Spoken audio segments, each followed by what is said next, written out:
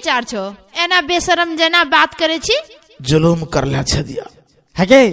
हमरा विचार छे तो तोरा लाके भाग जेबो भागबी हमरा संगे लागतो पेट में तो गिरबी खेत में है के तू देखे छी लागतो कान में तो गिरबी धान में नेटवर्के फेल भए जेतो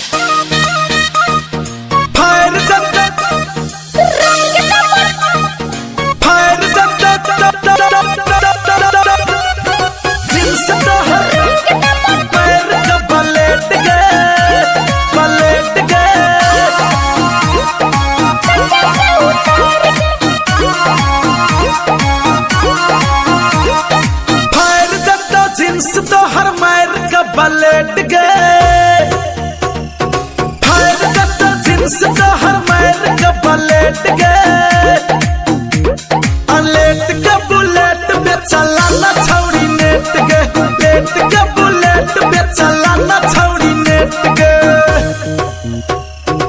एला में तू बोला छोरा बोला मुँह संभाल के एला में तू बोला छोरा बोला मुँह संभाल के रंग दब ठोर बकर संग से उतार के रंग दब ठोर बकर संग से उतार के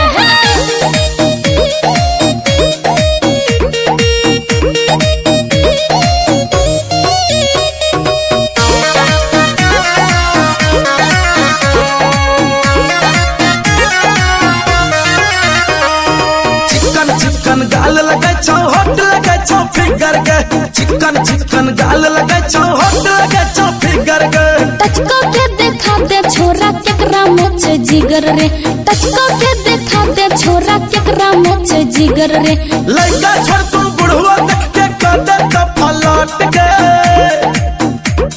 अलेट के बुलेट पे चला ना छौड़ी नेट गए लेट के बुलेट पे चला ना छौड़ी नेट गए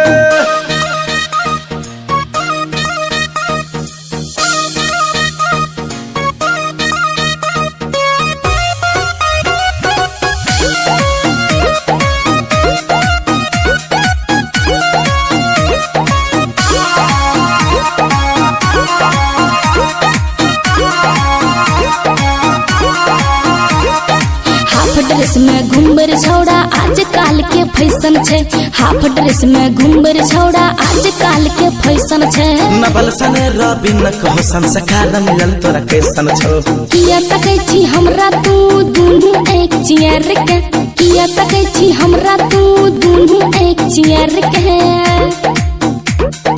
रंग दब ठोर बकर संग से उतार के रंग दब ठोर बकर संग से उतार के लइका छोड़ तू बुढ़वा देख के कदे का पलट गए